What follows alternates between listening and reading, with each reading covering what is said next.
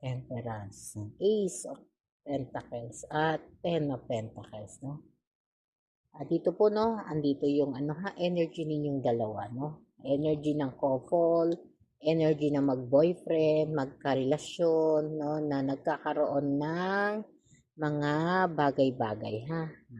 Welcome po ito sa lahat ng ano ha, lahat ng gender, no? At ito ay talagang pag na-resonate sa inyo, ito po sa inyo. Pag hindi po ha, wag nang pilitin, no? At ito po, no, sinasabi po rito ha, andito yung energy ninyo ha, na meron dito, no? Meron pa ha.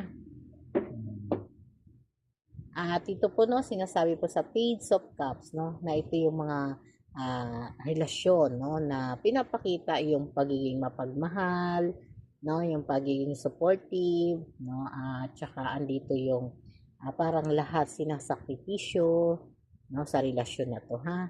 At ito po, no, si Queen of Wands, no, ito ay very ano, no, mapagmahal, no, hindi lang mapagmahal ha, sinasabi pa rin dito, no, pag nagmahal, lahat gagawin, no, kahit minsan hindi na ayos, no, parang hindi na tama, minamahal pa rin ha. At andoon din po yung pagiging ano, no, yung ilan sa inyo rito ha, medyo talkative, no,